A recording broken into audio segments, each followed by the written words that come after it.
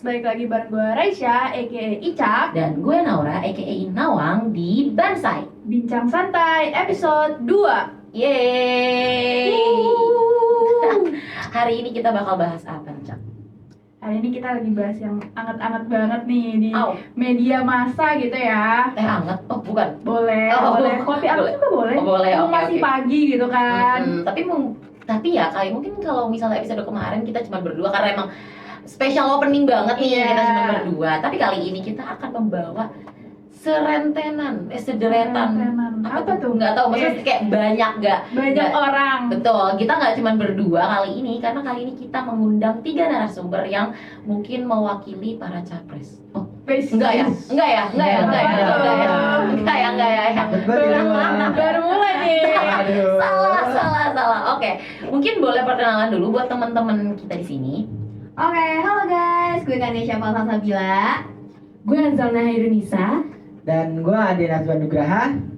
Kita semua ini satu kelas, satu Hmm. kelompok nih. Betul. Psikologi komunikasi. Tahu. Mata kuliah favorit banget gitu ya. Sama dosen favorit juga. Betul. Tapi ngomong kalian tuh ngapain sih di sini? Enggak agak labrak gitu ya, bebender gitu ya. Udah kayak kakak. Iya. Iya. Ngapain di sini? Iya gitu. Enggak sih, enggak gitu. Bawaan Agit biasa begitu dah. Aduh. Apaan tuh Agit? 3 ya? Iya, Iya, dibalik. dibalik. Emang kalau Warlock Jakbar bahasanya emang beda Oh, udah. sih. Jadi sebenarnya kita bahas apa sih, Cak, hari ini? Jadi kita bakal bahas politik dinasti. Kembali lagi dengan politik di bangsa ya. Politik. Yes, betul nih. Karena tadi gue udah sempat bahasain capres-capres. Sebenarnya kalian ini udah ada pegangan gak sih bakalan milih capres nomor berapa nih? Karena berhubung kemarin juga udah sempat keluar kan nomor urutnya ya. Tuh. Kalian udah ada pegangan gak sebenarnya? Udah kepikiran gak? Kayaknya sih milih nomor 4 ya kayaknya. Ada. Siapa bang nomor Tapi satu? sayangnya nggak ada. Oh, sayangnya nggak ada. Nggak apa-apa. Pilih yang ada aja. Iya. Kalau gue milih lu boleh gak? Waduh. Takut banget. Ada yang punya. Waduh. Emang gimana? Oh, boleh. Yang punya ini. Tapi emang kalian tuh sering lihat gak sih kalau di medsos tuh emang lagi rame-ramenya kampanye gak sih? Tadi kan kita udah mulai mau masuk, udah masuki masa-masa kampanye nih. Capres sama cawapres kan udah gencar banget nih, kayak ngasih janji-janji manis lah. Oh iya, betul banget. Betul banget. Kayak lu ya, Den? Wah, enggak Oh, dong. lu ngejanjiin apa aja deh? Hah? Dilempar terus nih. gimana? Makanya ada dendam apaan ya? Aduh. Ini Aduh, tapi ngomong-ngomong urutan capres, sebenarnya kalian tahu nggak sih urutannya tuh kemarin? Pada nonton nggak sih? Nonton Nonton apa? di TikTok dong, Bi. Iya sih. Agak-agak takut ya. Iya. Sebenarnya nomor 1 ini siapa sih? nomor 1 tuh kayaknya Gubernur Jakarta Siapa Mantan tuh? dong, mantan. Siapa tuh? Mantan gubernur Jakarta, iya itu dia. Siapa Boleh dong, tuh? boleh dong. Udah Warlock luar saya. Jakarta. Heeh. Nomor satu Udah itu, lupa. nomor Iya. satu itu ada Anies, nomor 2 itu Nomor yang gemoy-gemoy gitu Nah, ya. itu dia. Siapa tuh? Yang suka kucing katanya. Kucing. Siapa itu? Ada Prabowo. Oke, yang ketiga itu Yang ketiga itu Gubernur Jawa Tengah ya. mantan. Oh, mantan juga. Anzalna. Anjala kayak Ada Pak Ganjar. Oh, ada Pak Ganjar. Kayaknya nggak bisa ngelupain soal mantan nih. Karena emang nomor urut juga udah keluar, pasti kan para capres maksud gue ya, para capres itu pasti bakalan lebih gencar lagi karena ngelakuin kampanye di media massa kan. Tapi tuh kalian tuh sebenarnya tahu nggak sih kalau media massa sama komunikasi yang dilakuin di media massa sama komunikasi secara interpersonal itu tuh beda. Tahu kok beda, kayak sebenarnya kalau di komunikasi media massa ya itu arus informasinya tuh nggak bisa dikendaliin gitu, kayak semuanya bisa ngalir secara cepet, terus siapa aja bisa nerima, siapa aja bisa ngirim. Beda kan kalau kayak komunikasi interpersonal yang bisa dikendaliin segala macam gitu. Tapi kalau di media massa tuh kita nggak punya kendali, bahkan orang yang berkuasa pun bisa kena serang juga dari media massa itu sendiri. Betul, tapi kalau di media massa itu ada yang namanya gatekeeper nggak sih? Jadi mereka itu yang masih bisa mengendalikan gitu loh arus Ada informasinya. itu KPI, Komisi Penyiaran Indonesia, di mana kan banyak tuh yang siaran-siarannya akhirnya di-cut atau Oh dipotong. iya benar. gitu. Berarti mereka salah satu yang mengendalikan Iya, ya. Berarti tapi nggak 100% nggak bisa dikendalikan Iya. gitu. cuma bisa Mungkin dikurangin lah. Ya, Ya, mungkin agak betul. sulit kalau misalnya kita nggak punya wewenang, sulit untuk mengendalikan mungkin kayak gitu. Terus Ya. juga nih ya, feedbacknya yang diterima itu nggak secara langsung gitu loh kalau di media massa. Bener, kayak ada gapnya lah.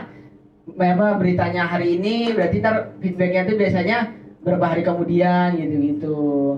Tapi ngomong-ngomong tadi soal gatekeeper ya, biasanya kalau gatekeeper tuh dia bekerjanya di suatu institusi ya, kayak di suatu televisi gitu. Betul. Nah kalau sosial media itu agak susah Oh, kalau di sosial mengendalikannya, media. karena kan kayak apalagi semua orang kan sekarang udah ngakses sosial media, di Betul. Twitter, di TikTok, Instagram. Mungkin kalau TikTok atau Instagram itu masih bisa dikendalikan, cuma kalau Twitter itu benar-benar nggak bisa dikendalikan banget. Iya, Harus benar-benar. Iya emang parah banget sih kalau di X ya sekarang Iya, namanya di X. Betul di X. Itu lagi-lagi soal mindset aja. Iya. Cakep bang, siapa? Boleh. Nah, terus juga yang paling ngebedain komunikasi media massa tuh dari ininya sih, dari penggunaan alat inderanya. Jadi misalnya kayak komunikasi media radio deh, itu kan kita cuma dengerin suara doang. Terus kalau dari TV itu kita pakai suara dan Audio dan visual. Terus kalau dari koran itu biasanya cuma baca tulisan doang. Iya, Nah, betul. sedangkan kalau komunikasi interpersonal tuh ya semua alat indera kita pakai gitu, mau itu Benar, baca, ngedengar, melihat itu. Betul sih.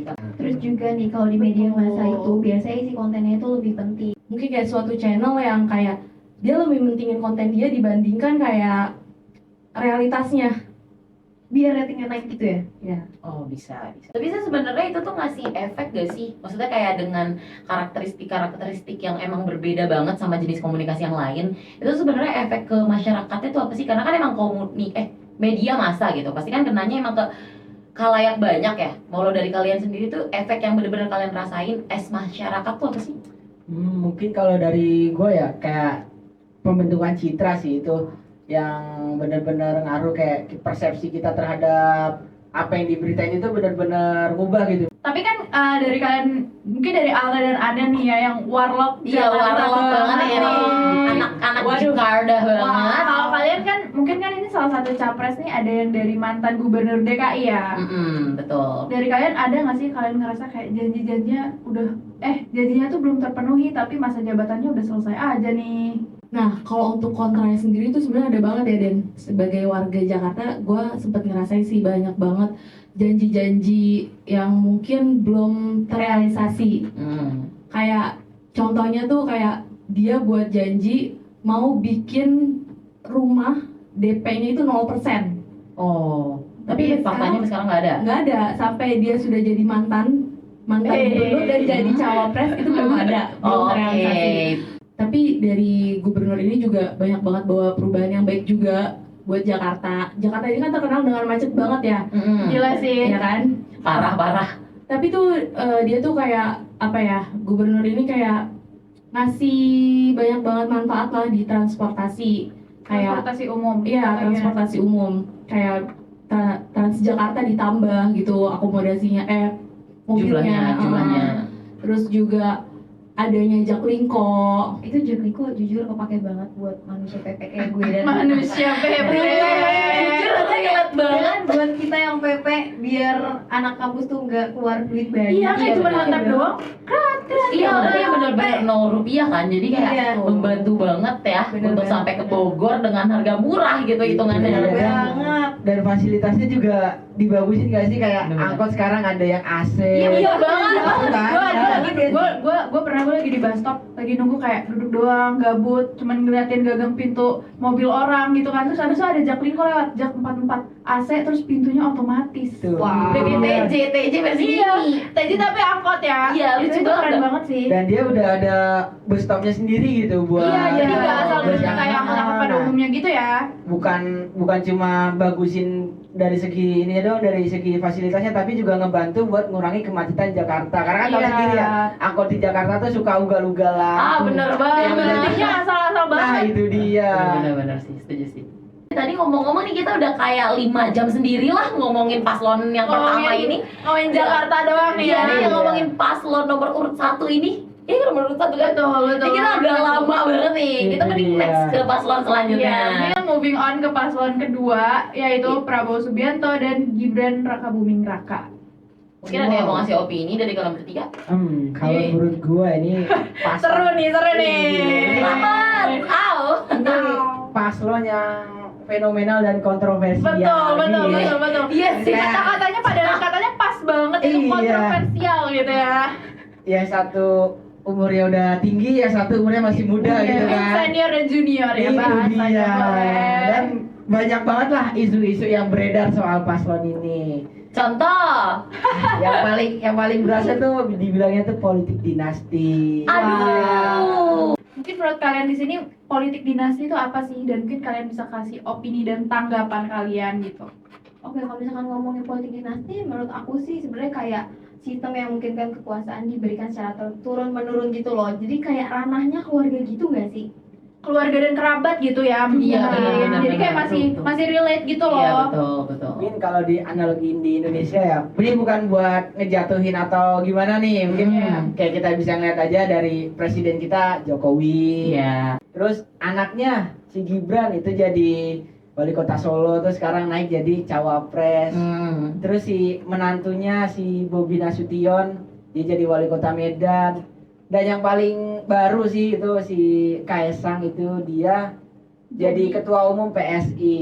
Ini kayak plot twist banget nggak sih sebenarnya kalau bagi gue yang nggak terlalu ngikutin patternnya dari si politik ini, menurut gue ini kayak plot twist banget, tiba-tiba kayak anak-anak dan menantunya si Jokowi, Pak Jokowi ini jadi Terjun semua. Iya, Dunia jadi politik. melanjutkan secara nggak langsung ya. Jadi kayak mereka jadi wali kota dulu, baru ntar naik Oh kayak gitu. bertahap. Iya, Bertahap, gitu. betul. Mungkin gini kali ya, kita bahas dari, kan ada 3 nih yang tadi nih. Jadi Iya. kita bahas satu-satu kali ya, dari si Gibran dulu. Boleh. Nih, Gibran itu kan anaknya Jokowi kan. Dia naiklah jadi wali kota. Sebenarnya tuh dia masih baru gitu dalam politik. Nah, ini juga nih yang bikin ini kontroversial karena dia baru. Langsung ke intinya aja lah mas. Wow. Itu Takut dia. sih.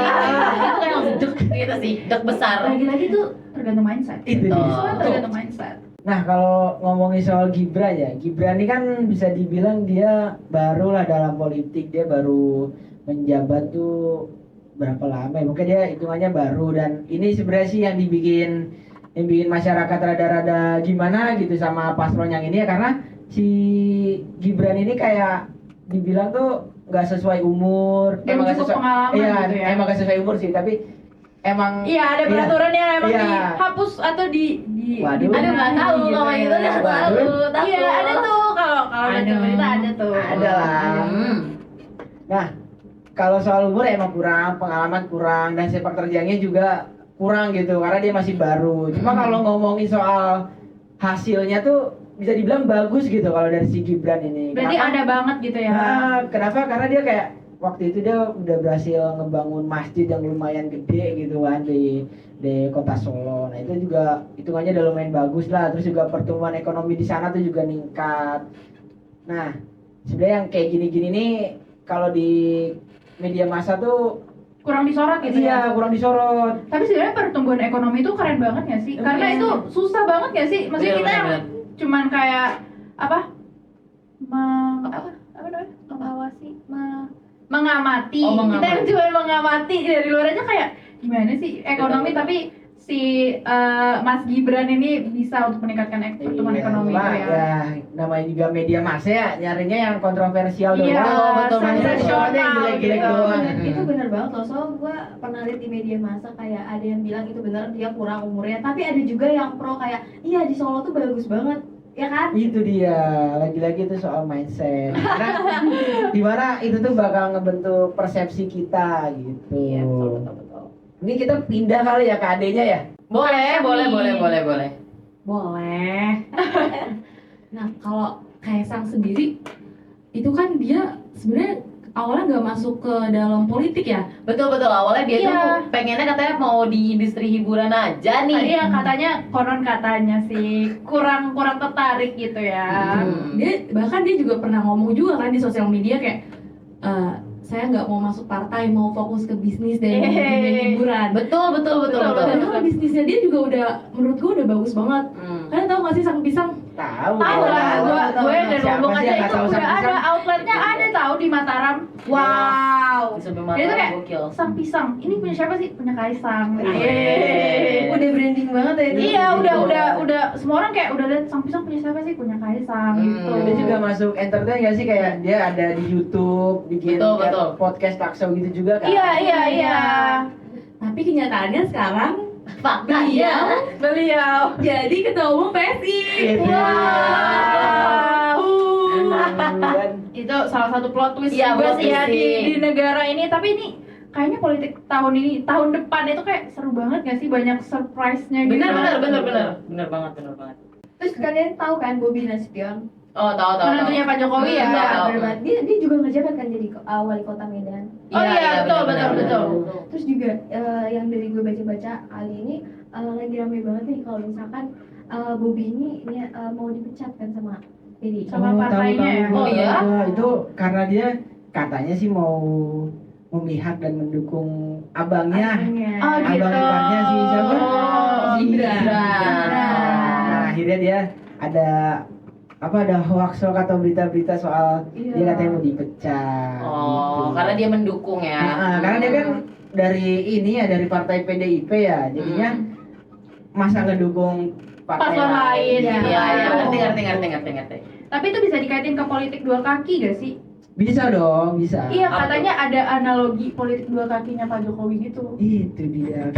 Kita ngelihat dari si Gibran aja sih bedanya sih. Gibran tuh dia tuh dari kader PDIP, tapi dia malah join ke koalisinya Gerindra. Iya, Itu betul. jadi capresnya sih. Cawapres. Iya, jadi cawapresnya Betul. si Prabowo. Pak Prabowo. Cuma dia belum dipecat tuh dari PDIP. Iya, gue bingung. Gue pikir si Mas Gibran ini udah pindah partai gitu. Iya, Tapi betul. ternyata masih ada di satu partai yang sama. Masih. Jadi otomatis di sini politik dua kakinya Pak Jokowi ini entah mau pilih paslon 1, paslon Paslon 1, paslon 2 atau paslon 3. Iya, dia tinggal mau milih anaknya atau mau milih Partainya. Partainya gitu ya. Benar.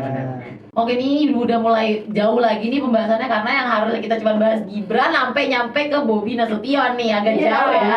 Agak jauh. Jadi mending kita next langsung ke paslon terakhir yaitu Pak Ganjar dan Pak Mahfud MD. Betul. Gimana tanggapan kalian nama paslon nomor 3 ini nih yang logonya begini? Oh gini. Iya, logo tangannya begini. Menurut kalian tanggapannya gimana nih tentang paslon nomor 3 ini? Paslon nomor 3 Ganjar dan Mahfud MD. Betul. Nih dibilang nih paslon yang cukup kuat ya, karena kan ada Mahfud MD-nya dan ada Ganjar juga yang reputasinya udah baik. Tapi sebenarnya di balik reputasi yang baik ya, dia tuh juga ada jelek-jeleknya gitu di Pasti pemberitaan sih, tuh. pasti. Apalagi Betul. media massa tuh sempat nyorot-nyorot soal dia yang nolak kedatangan Israel buat main sama timnas Indonesia yang itu tuh banyak ngubur mimpi pemain-pemain Indonesia gitu waktu itu. Oh Sebenarnya iya, itu benar-benar. bisa dikategoriin baik atau buruk Iya. itu tergantung gimana kita ngelihat pemberitaan itu nggak Iya sih? sih, benar-benar sih. Iya, jadi balik lagi kan kita ini negara yang emang mendukung Palestina banget kan. Jadi kalau dari gua ya sulit sih emang di antara kayak di antara jurang gitu loh. Kayak kalau lu ngedukung nanti jatuhnya kita udah nggak pro Palestina gitu. Tapi kalau dibatalin juga mengubur mimpi-mimpi pemuda Indonesia gitu Iya, kan. benar-benar. Itu sebenarnya tuh waktu itu pilihannya sulit banget sih yang di Ganjar. Cuma pada akhirnya dia nolak lah. Akhirnya dia ngorbanin masyarakat Indonesia biar Iya, betul. biar nggak datang tuh Israel. Itu kontroversial banget sih. Banget itu sempat naik banget beritanya. Tapi kalian juga tahu gak sih waktu tahun 2017 Ganjar juga pernah tersenggol kasus ini loh. Apa tuh namanya, dia korupsi EKTP.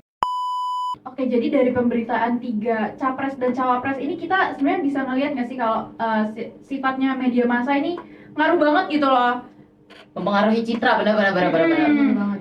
Jadi buat teman-teman yang nonton podcast ini pasti harusnya meningkatkan awareness-nya ya tentang lagi-lagi tentang hoax dan giringan opini nih yang ada di media massa. Siapa Benar. tahu sebenarnya itu emang sangat mempengaruhi pilihan kita siapa ya untuk ke tahun depan nih. Iya benar, karena kan bentar lagi juga udah mau mulai kan pemilunya, Iya. pasti udah mulai banyak buzzer-buzzer, jadi Iya. ya kita mungkin ya sebagai, kan maksudnya kita baru mencemplungkan diri di pemilu di tahun ini, tahun depan gitu kan, Iya. ya kan ini pertama kalinya lah hitungannya. Iya sama. Jadi kita harus pinter-pinter lah gitu Lebih untuk selektif lagi. betul, ya. betul banget, betul Jangan banget. jangan mau digiring opini. gitu. Benar, benar Harus banget. banyak meningkatkan literasi media Karena nggak sih? giringan opini itu bisa mengubah pola pikir kita kan. Benar, benar, Iya. benar. Balik lagi ke mindset tadi. Iya, balik lagi Mindset. semuanya balik lagi ke mindset. Betul, betul. Jangan sampai kena serangan fajar.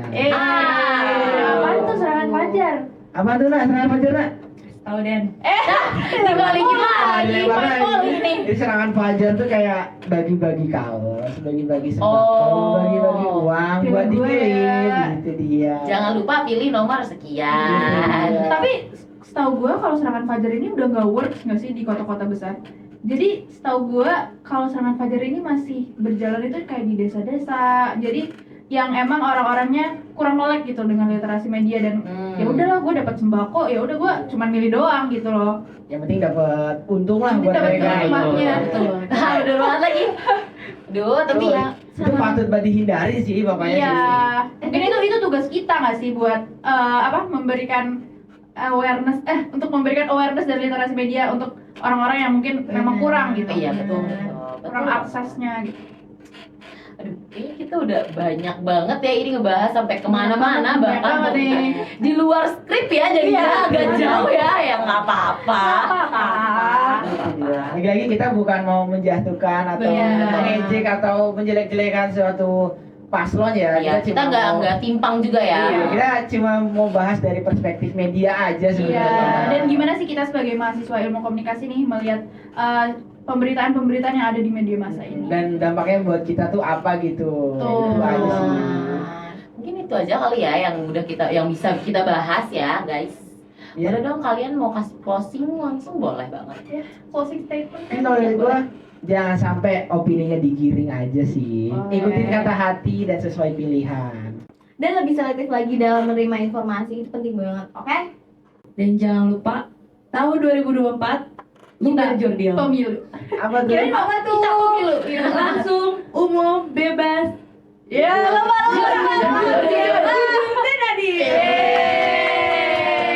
Makanya semuanya udah menyempatkan diri untuk nonton podcast kita pada hari ini. Jadi gua Reisha. Dan gue Nawang. Sampai jumpa di episode selanjutnya. Bansai. Dadah.